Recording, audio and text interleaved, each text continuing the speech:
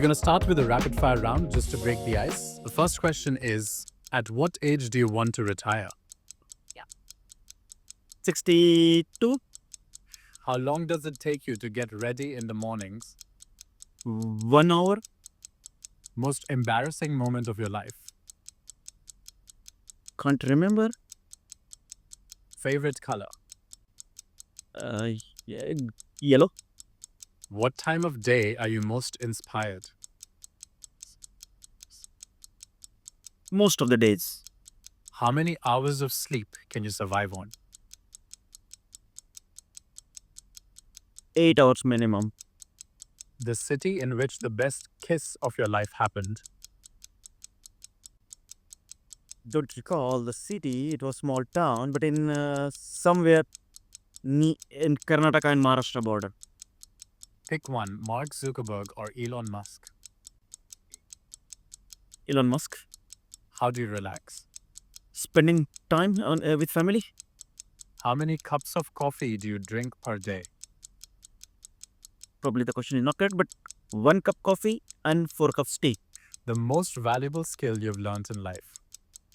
Continuous learning. Your favorite Netflix show? Nothing special. Just I watch almost everything, so it's okay. Are you an early riser or a night owl? Neither. One word description of your leadership style? Supportive. Top priority in your daily schedule? Tangible outcomes every day. Ideal vacation spot for relaxation? Camping. Key factor for maintaining a work-life balance? Limited work and family support. All right, that was the end of the rapid fire round. With the rapid evolution of AI and machine learning in industrial settings, how do you see the role of data scientists changing from traditional analytics to more strategic business enablement? And what skills are becoming most critical for success in this transformation? Quite interesting question. Okay, but then I would not call data scientist as data analyst. Data analyst job was more limited to analyzing the data. Data scientist goes few steps further. Yeah, data scientist is the person who has 2 important hats. One is really understanding the business, and the second hat is about the technological algorithmic approaches to solve that business problem, if at all it can be solved. Yeah, by understanding the data and then also algorithmic understanding. And again, yes, but that question is still valid. Yeah, that the AI is doing quite many jobs with respect to data analytics. Luckily, they were not doing the data analytics, but then AI can also do the many tasks of data scientists, like getting insights into data, building the models, or publish or building the web applications, building the pipelines, and many things. Yeah. So, in my opinion, data scientist is more empowered. To be honest, yeah, big part of his job can be supported by AI. Yeah, and then data scientist is a community which is always in demand in almost every company, and they were always rushed to deliver their products. On therefore, many times it was difficult for them to catch up with either the domain or business understanding, or at the same time to produce the good quality content. But now a big part of their work can be supported by this digital AI assistant, and they can deliver therefore a better quality products, as well as expand the scope of their delivery to address the complex use cases. So in my opinion, they are very much empowered now. Yeah. And how do you balance the need for technical depth with business acumen when building data science capabilities within organizations? Naturally, the business understanding is really important, because I would translate that also into the problem understanding. Yeah, if you understand what is the business, if you understand the problem, and then if you also understand what is the value unlock, many times the technology solutions can be simpler ones as well. Yeah, it can be simple mathematical equation, or it can be a simple machine learning algorithm, or it can be a heuristic algorithm, or it can be fancy AI solution. So the technology has to be mapped to the understanding the underlying problem. But That all depends on understanding the problem, and then only you can choose the technology. So I like technology a lot, but then I learned that over the years that yes, it is the business and the problem understanding that is primary important, and then you need to map the technology to that. Yeah. You've worked extensively with IoT analytics and asset performance management. How has the integration of edge computing and real time analytics changed the landscape of predictive maintenance? And what emerging technologies do you see as game changers in this space? Yeah. I am kind of a mood on my career slowly because I'm chemical engineer, but then the data science, then the IoT, and then now in the digital space. Yeah, but then I have seen this evolution very nicely. So this the a- traditionally the H part was coming with various kinds of software called MES, manufacturing execution system, doing the job very wonderfully, but local work. Yeah, with cloud a new field emerged, which was really IoT that make that data available in the cloud. Why to go to the cloud when we can do the things in locally? Very reason is that you can really scale the things in unimaginable and unparalleled way. For example, just our company, we have 180 factories or something like that. Data coming from all these operations and the sensors in the cloud simply unlocks too many different things for us. Yeah, you name the digital twins, which is really the fancy thing, but then also understanding the OE efficiency or really about various factor or the bottlenecks, yeah, or you build one of the digital solution, then you can scale it, yeah, and then all those avenues really open up when you marry this technology of the edge with the cloud technology. Sometimes they call it OT and IT marriage, yeah? And then indeed that open up the many nice doors, yeah. And given the consumer goods industry's increasing focus on sustainability and personalization, how are you leveraging data science in Unilever to drive innovation in product formulation and packaging, particularly in addressing environmental challenges while meeting diverse consumer preferences? Yeah. Although we look these two things, at least the questions is sounding like as if they are two different things. But and even if they are different things, they are not conflicting. So one doesn't need to be making a trade off. Yeah, and then luckily the data science or AI support them both. Yeah, on one side you can make really good products because you narrow down your search of the formulations that can really build a superior quality product. Same applies with the packaging. Yeah, just imagine you need to come up with alternative packaging solution or material, but then there is a big space of the material, various material that can be available, and synthesizing a new material that can support this ambition of sustainability again is supported nicely by exploring the AI for the new material innovation. So in both places you can make superior product at the same time sustainable product by exploring these technologies like data science and AI, which result into finally building some nice mathematical models that you can leverage for the both ends. And besides this, is there any other role that AI plays in accelerating the R&D lifecycle for sustainable product development? AI is playing a role in unimaginable area, almost everywhere. Yeah, you just start from very first basic thing in terms of for a new innovation, what is happening in the research world. Millions of scientific journals and articles are there. Yes, then again AI is there, which helps you to get collect and gather and synthesize some of the information.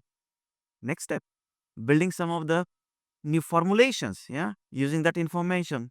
Yes, AI helps you to try out various combinations of the materials, molecules that I said earlier, or the reactions. And there are different foundational AI models. May not be the ChatGPT that we may be familiar with, yeah, which may help in the synthesizing or collecting required documented information. But then here there come a new set of AI tools or AI models goes in the next pipeline in terms of once you build that these models, you democratize them further toward this decision making. So AI is playing a role in almost all the areas, and of course in the consumer facing role and other in market role AI also plays. But then that's not let's say the area that I support. Mostly in the R&D that I work in. Yeah. In the context of global supply chain optimization, how is Unilever applying data science to improve operational efficiency and resilience, particularly given recent global disruptions and the increasing complexity of multi tier supply networks? Yeah, that's a quite challenging task, yeah, to be honest, when it comes to the supply chain management, simply because of the size of the organization and then the footprints, yeah, in almost every country. But then, luckily again, the data science is wonderful thing to really support that, yeah, because data science starts with the data, and Unilever had put big amount of efforts in collecting the right data from all the potential possible sources. If you have nice data availability in terms of who are your supplier, what in which countries, the ask of really planning these resources and the supply chain management, to be honest, becomes simpler, because you can come up, there are already maturity in terms of algorithms, yeah, that and the use cases that can address that. The biggest bottleneck is, do you have the data to make that decision, yeah, and then there are these various algorithm tailored to this need of choosing the alternative suppliers in absence of the one, or really hitting the cost effective supplier in in the times of such a disruption, okay. And what predictive models have proven most effective for supply chain risk assessment and mitigation? uh, I would it's not really the model I would call, yeah, so it is rather the modeling class, yeah. So the data scientist always looks into various modeling classes. Sometimes there is supervised, at high level we call it supervised learning, and then unsupervised learning. Then you go a little bit deeper into predictive modeling, or really the clustering, classification. Now all of them, these are just the classes. Then you translate that, like earlier example, yeah, that predictive maintenance, one of the nice use case of the supply chain. It's really boiled down into supervised learning, yeah, and then there are various algorithms that really caters to that need. Same applies into the problem. So you identify the problem, and then these problems uh, can be called in different ways in different companies. But then, which algorithmic solutions really map to address that need is what is important, and that's what we use. Yeah. Industry 4.0 initiatives often struggle with ROI demonstration. From your experience enabling digital transformation across multiple Fortune 500 clients, what metrics and KPIs have proven most effective in measuring and communicating the business value of data science investments? There are various, um, let's say, value unlock opportunities. Yeah, when it comes to really the IoT projects, one of them is naturally the uh, efficiency improvement, yeah, or troubleshooting, or the debottlenecking. Without without data, it is little bit difficult, not little bit, quite hard to pinpoint the root causes. But just imagine if you have all this data, various sensors available in the early age stages of the IoT, when it was just limited to collecting the data with various sensors and making it one place available. Again, the human beings were doing this dashboarding and things like that. Then came the data science one. Yeah, it could pinpoint to various causes. So basically, finding a needle in the haystack, and that was possible by the machine learning or the data science algorithm. If we can do that, then naturally that becomes one of the indicator that how much time do you save. Yeah, many times these were problems were simply unsolvable, or one cannot get hold of them. So this time saving is a very big factor there. Second thing about the things like predictability. No human being could predict what is going to happen. Yeah, maybe with like you have to process variable, you may be able to predict the outcome, but most of the time, the number of parameters that are changing in any factory are far too many. Yeah, one cannot predict what exactly may happen with the respect to quality. So, predictability of your product quality is one of the nice KPI. Then comes the consistency. If you are predicting it, you can predict the consistency. If you can predict the consistency, you go back and you can predict the required inventories that may be needed there, the equipment life cycle, or the it's the degradation or the lifetime, or how far it is going to stay alive, yeah.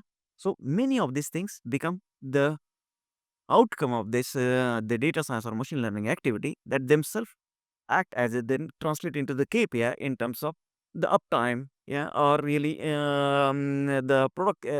Most of these KPI, in fact, to be honest, they are coming up in the same world of manufacturing execution system, that how long your equipment is up, what kind of a bottleneck you have solved, how much is increase in the production, what kind of a quality consistency is there a quality improvement. So most of these KPIs are still old, but it is the new way to address them. And then if you can hit those KPIs, then basically you are able to sell that the value of the IoT devices. Yeah. So, as data science capabilities mature, how do you approach positioning and marketing these technical solutions to business stakeholders who may not have deep technical backgrounds? And what storytelling techniques have proven most effective in securing buy in for complex AI initiatives? Yeah, that's always a big challenge.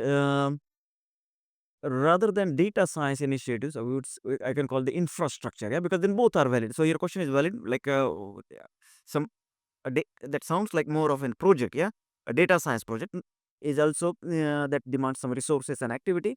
But then a digital the technology stack capability that you build, that is more investment demanding, yeah, and that is hard to sell. But some common framework always work. What problem it is going to solve, yeah, what value unlock it is going to create, in what time, and if these three buckets have hit, kind of bullet point are taken care of, then you go into the details about the execution strategy. Yeah, do we have that? How many people are going to use it? What kind of resources it want? But then importantly, is it going to solve some problem? Is it going to create some value unlock for the company? Yeah, and in which time duration, and what is the cost for that?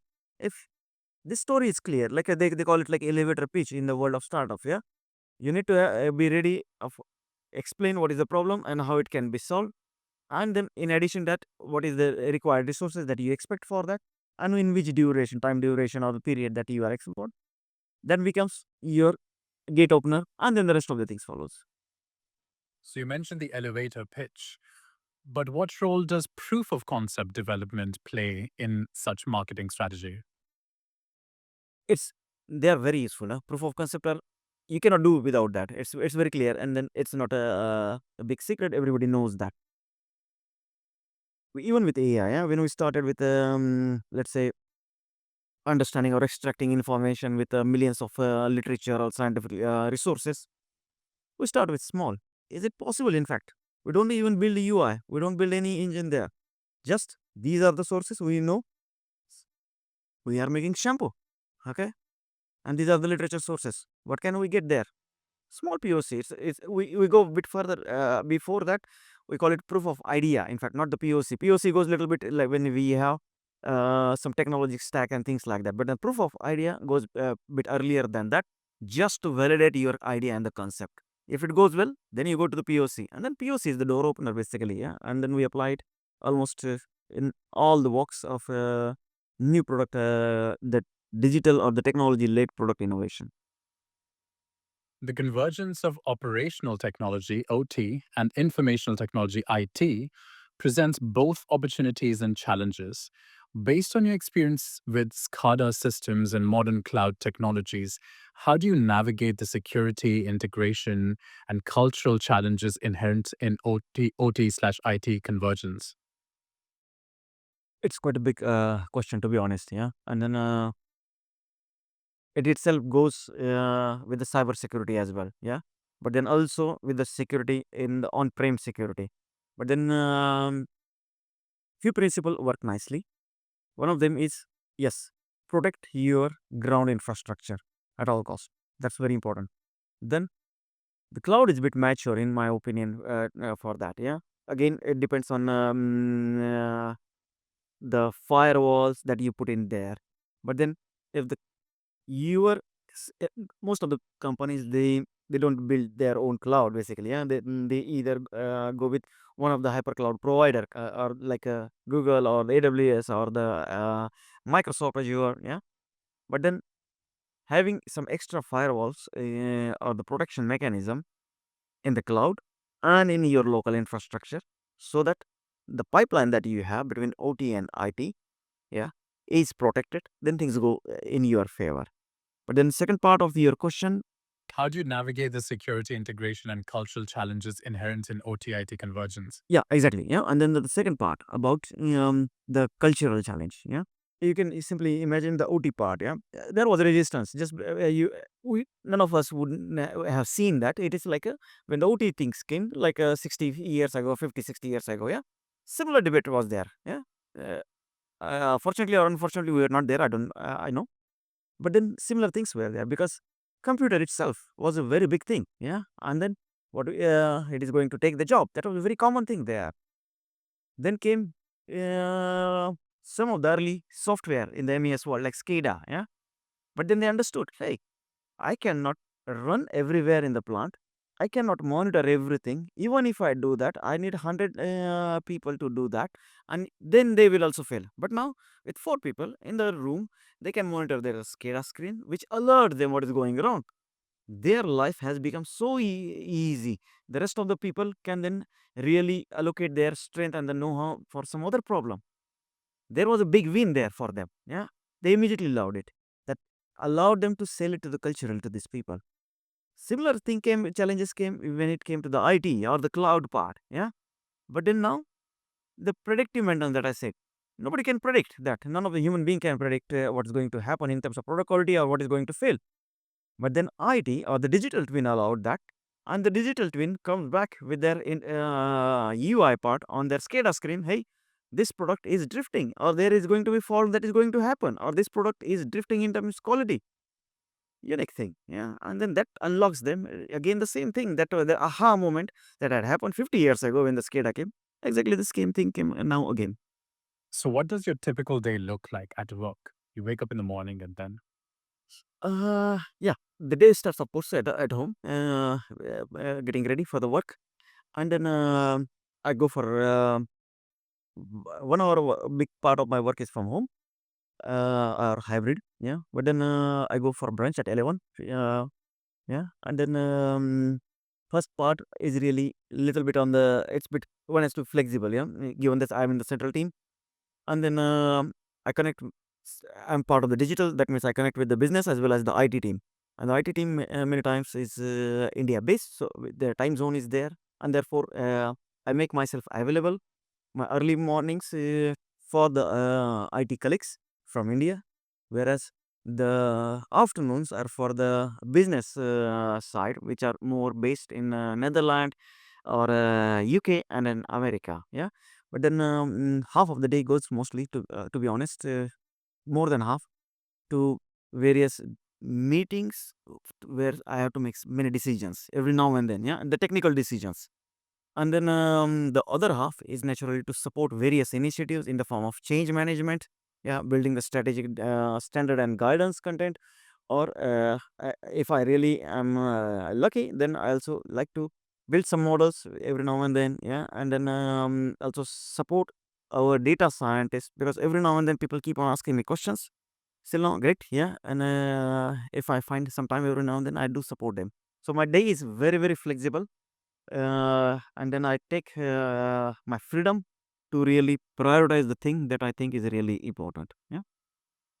So let's talk bit about explainable AI, XAI, which is crucial for industrial applications where decisions have significant safety and financial implications. What methodologies and tools have you implemented to ensure AI model interpretability? And how do you balance model complexity with explainability requirements? Yeah. Uh, that's another nice technical question. But then the very reason for this explainability, yeah, as a notion came because people were started building very big deep learning models, yeah, where the model itself is a kind of neural nets, yeah, and then one doesn't get understanding of what happens within that model. However, if you build models with some other algorithmic approach, for example, traditionally this people have been building this model for few hundred years, yeah. Newton had built his model for the force equal to mass into acceleration. The same generation had followed down now. But then there are very various models. We call them first principle models or really transparent models as well. Yeah, big part of the R&D. relies on these types of model, because we need to understand what kind of equations goes in there. Yeah. Now, this question is still valid for some of this deep learning model, and then because it falls into some of this class of the black box model, there are also some other algorithmic approaches that translate this kind of a ideas in terms of what is happening within the model. Different words are used with there. Root cause analysis or the Shapley values or some other algorithmic approaches are there that helps you to foolproof your model. And then also even after that, many of these deep learning model are used within certain domains so that the product safety is never breached. Okay. And how do you approach explainability differently for different stakeholder groups, from operators to executives? Yeah. So the good thing is that explainability results into the same kind of a factors that are important. Yeah. The factors that an operator understand is something of his own world. Yeah. For example, the temperature is some of this factor, like I can change this temperature. Okay, great. I can change this pressure. Great. Yeah. This is the wall that if I change this, then this is the effect.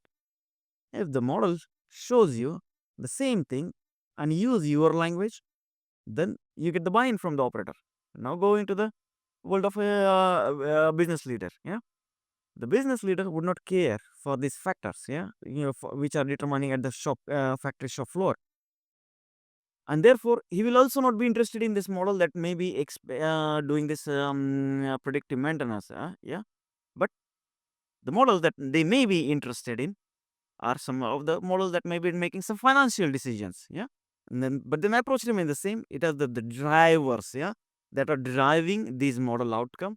If we can get hold of the drivers, yeah, and show the potential various scenarios, we call that simulation. Yeah. w- how these factors are influencing the outcome, and that helps you to gain the trust of all the stakeholders. But that really depends on their language and their understanding of that domain or that problem. Yeah. When building internal consulting capabilities for data science services, how do you develop compelling value propositions that differentiate your offerings from external vendors? And what marketing strategies help establish credibility and trust with internal clients? Huh.